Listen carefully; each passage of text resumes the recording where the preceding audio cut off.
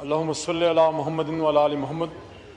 सबसे पहले तो जो इस्लामाबाद के चेरी पे हमला हुआ है उन शहीदों के लिए और वकला हजरात के लिए, वाना में कल अटैक हुआ, अल्लाह के करम से उसको दिफा कर लिया गया, लेकिन आज जो शहादतें हुई हैं, चूँकि ख़ुद वकील भी हों और हम सब पाकिस्तानी हैं, तो इस पर हमारा दिल दुखा हुआ है। अल्लाह उनकी मग़फ़िरत फरमाए और अल्लाह में तौफ़ीक दे के अपने मुल्क को हम महफूज कर सकें। जहाँ तक 27वीं आईनी तरमीम का ताल्लुक है, इस पे अशरफ़ी साहब कह रहे हैं कि दुआ कीजिएगा, तो उन शहीदों के लिए दुआ करते हैं। रब्बना इग़फ़िर ली व लिवालिदैया व लिलमुअमिनीना यौम यक़ूमुल हिसाब, अल्लाहुम्मा इग़फ़िरहुम वरहमहुम वला तुअज़्ज़िबहुम व इन्नका अंतल गफ़ूरुर रहीम। अल्लाह उनकी मग़फ़िरत फरमाए और जो पाकिस्तान का दुश्मन है अल्लाह उसको निस्त नाबूद करे। 27वीं आईनी तरमीम के हवाले से मैं दो चीज़ों पर बात करूँगा। मैटर कि उसमें है क्या, सब्सटेंस और प्रोसीजर कि किस तरीके से हुआ। बाज़ औक़ात आपकी अगर नीयत अच्छी हो और कोई आप ठीक भी काम करना चाह रहे हो, लेकिन तरीक़ाकार पे अगर आप सही नहीं करते, उस पर सवाल उठते हैं। नियतों का हाल तो अल्लाह को पता है, इन्नमल अमालु बिन्नियात, हमें नहीं पता आपके सीनों में क्या है, आपके उसमें क्या है, लेकिन जिस तरीके से हो रहा है, जिस तरीके से पाकिस्तान के आईन में तरामीम हो रही हैं, उस पे बंदा यही कह सकता है कि वाह नाकामी, बताए कारवां जाता रहा, कारवां के दिल से एहसास ज़िया जाता रहा।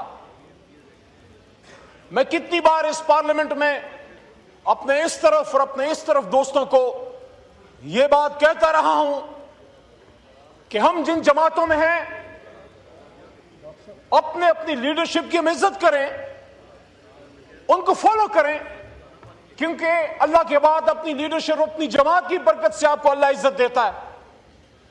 लेकिन अपनी जमात की तरफ से मुझे यह हक कब से मिला कि मैं किसी और के लीडर की तौहीन करूं?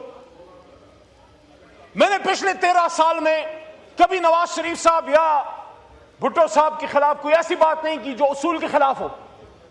मैं रोज यहां इमरान खान साहब के हवाले से एक बात सुन लेता हूं, मैं मुस्कुरा के यहां पे बैठ के बर्दाश्त करता हूं, क्योंकि मैं गाली पे बिलीव नहीं करता, क्योंकि मैंने अपने कुरान में पढ़ा कि वक़ूलु लिन्नास हुस्ना। लेकिन मैंने अपने उस्ताद कराम से ये सुना है और उनसे सीखा है कि जब मौका आए तो फिर गाली का जवाब दलील से दिया करो। मैंने खुद अपने इन कानों से सुना और मैंने देखा, मैं उस वक्त वकालत का तालिब इल्म था कि मैंने मोहतरमा बेनज़ीर भुट्टो शहीद साहिबा को ये कहते हुए सुना, जस्टिस के घर पे पाकिस्तान का झंडा लहराएंगे। कहा था कि नहीं कहा था? ये मैंने कभी नहीं सोचा था कि उनकी अपनी जमात सुप्रीम कोर्ट के चीफ जस्टिस के घर से वो इज्जत का झंडा अपने हाथ से उतारेगी।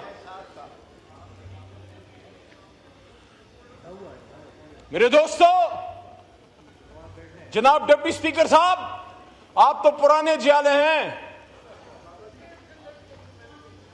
आपके और हमारे एक सियासी लीडर ने जिन उसूलों की खातिर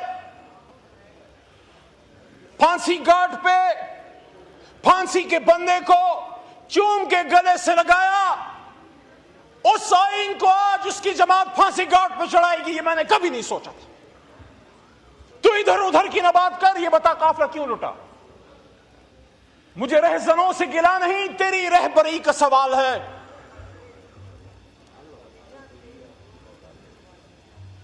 जिस वकील ने यह मुल्क बनाया था, कायद-ए-आज़म मोहम्मद अली जिन्ना, हमारे दुश्मन मुल्क का वजीर दिफा जसवंत सिंह अपनी किताब में बाबा कायद-ए-आज़म मोहम्मद अली जिन्ना के बारे में कहता है कि आखिरी चेक्स जब मोहम्मद अली जिन्ना ने ज़ियारत रेजिडेंसी में अलील होते हुए आखिरी चेक्स जो उन्होंने काटे, उसमें से एक चेक वो भी था कि जब वो बीमार थे, वो खाना नहीं तनावल फरमा रहे थे, उनकी इश्तिहा बंद थी, उनके लिए जालंधर से कुक मंगवाया गया।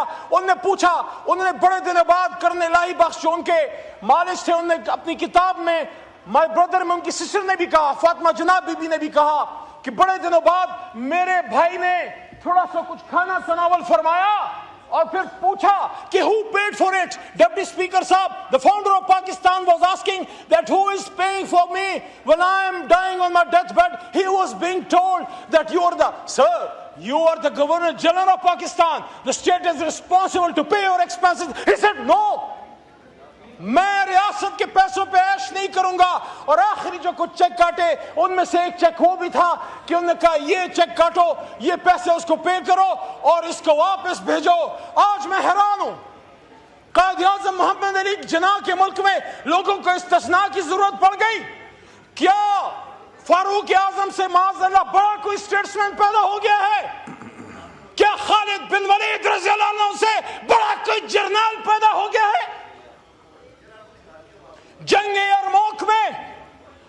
यरमूक में फारूक आजम ने जब खालिद बिन वलीद रज़ी अल्लाह अन्हु को मजूरी का लेटर भेजा, उन्होंने न चौकी न चराकी और सैफुल्लाह ने अपनी तलवार लहराते हुए कहा कि मैं खलीफतुल मोमिनीन फारूक आजम का हुक्म मानता हूं। क्या हमारा कोई जर्नल खालिद बिन वलीद से बड़ा हो गया जो उसको इस्तिस्ना चाहिए?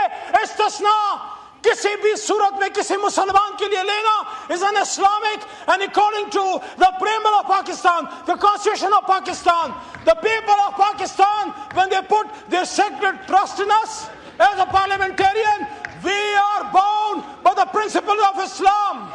And according to the constitution of Pakistan in its preamble, the founders of Pakistan are saying, wherein the independence of the judiciary shall be fully secured. Number one. और दूसरा वो क्या कहते हैं, ये बड़ी इंपॉर्टेंट है। आज हम हैं, कल आप होंगे, मेरी दुआ है कभी ना हो। हम अगर उन कुर्सियों पे आए, आपके साथ अगर ये किसी ने किया जो आज हमारे साथ हो रहा है, वहां से कोई ना बोले अली बोलेगा, क्योंकि अली का नाम, अली का काम बोलना और खड़ा होना है। Wherein the principles of democracy, freedom, equality, tolerance, and social justice, as enunciated by Islam, shall be fully observed. My Deputy Speaker साहब, Honorable शाह साहब, आपसे मुखातिब हूं। ये जो तरमीम हम करने जा रहे हैं, 27वीं तरमीम, this is against the preamble of the Constitution of Pakistan. किसी आमिर को भी तौफीक नहीं हुई 56 का उठा लो, 62 का उठा लो, 73 का उठा लो, जिया साहब की तरमीम 8वीं उठा लो, मुशर्रफ साहब की रफू उठा लो, किसी में जरूरत नहीं है कि करारदादी मकासद के खिलाफ जाए। और ये आइन करारदादी मकासद के खिलाफ कैसे जा रहा है?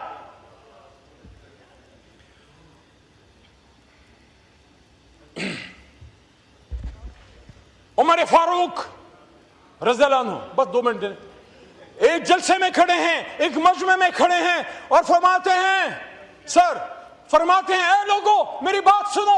वहां से मेरे ख्याल में कमी बेशी अल्लाह माफ करे, हजरत सलमान फारसी रज़ी अल्लाह अन्हु या एक सहाबी कोई और, लेकिन मेरा ख्याल है, गुमान है कि सलमान फारसी रज़ी अल्लाह अन्हु, वो खड़े हो गए, बुजुर्ग सहाबी थे। वो कहते हैं हम आपकी बात नहीं सुनेंगे, आपके पास 2 चादरें हैं, हमें एक चादर मिली है। हजरत उमर फारूक रज़ी अल्लाह अन्हु ने 227 जो हमारा आर्टिकल है उसकी खिलाफ वर्जी करते हुए, या इस्लाम के खुदा न खास्ता खिलाफ वर्जी करते हुए, या किसी 27वीं तरमीम के इस्तिस्ना का सहारा नहीं लिया। ये नहीं कहा मैं खलीफतुल मोमिनीन हूं। मेरे बारे में हज़रत मोहम्मद मुस्तफ़ा सल्लल्लाहु अलैहि वसल्लम ने फरमाया कि मेरे बाद अगर कोई नबी होता तो उमर होता। लोगों लेकिन सुनो, नबूवत का दरवाजा बंद है, मैं तो वो हूं। उमर रज़ी अल्लाह अन्हु जब एक रास्ते से गुजरते थे, शैतान चला जाता था। उन्होंने ये नहीं कहा मुझसे तुम्हारी जुर्रत, तुम मुझसे सवाल करते हो। उन्होंने कहा नहीं मैं जवाब दूंगा। और फिर कहा अब्दुल्लाह को, बिन उमर रज़ी अल्लाह अन्हु को, क्या जवाब दो। और उन्होंने फरमाया कि मेरे वालिद मोहतरम हजरत उमर फारूक को 2 चादरें इसलिए दी हैं कि उनका कद मुबारक ऊंचा है, उनका सीना मुबारक ब्रॉड है, एक चादर से उनका कपड़े नहीं बनते, तो मैंने बतौर बेटे अपने एक चादर उनको हदिया की है। तो ये चादर का इतना बड़ा एजाज है, इतना बड़ा मकाम है, लेकिन उसका भी जवाब अच्छे साहब देना पड़ा हमारे अकाबरीन को। और जब जवाब दिया तो फिर साहबी का भी जवाब सुने। वो कहते हैं अब आप हुक्म करें, ये सर भी हाजिर है। ये हम किस तरफ चल पड़े? मेरे दोस्तों, कौन है इस पाकिस्तान में जो अपनी पाक फौज को मजबूत देखना नहीं चाहेगा? सुल्तान सलाहुद्दीन अयूबी रहमहुल्लाह का कौल है, वो कहते हैं अगर अपने गद्दार को नहीं पहचानते तो देखो जो जंग की हालत में तुम्हारी फौज को टारगेट करे वो गद्दार है। अब हर कोई अपना देख ले। हमारी जमात का जो बेसलाइन पॉलिसी है वो जनाब इमरान खान साहब ने हमेशा ये दी कि मुल्क भी मेरा है और फौज भी मेरी। किसी को इमरान खान से डरने की जरूरत नहीं है। इस्तिस्ना मिस्तिस्ना मत मांगो, वो इतना छोटा आदमी नहीं है कि तुमसे बदले लेगा। वो बदला लेने नहीं, रियासत को चलाने आएगा इंशाअल्लाह।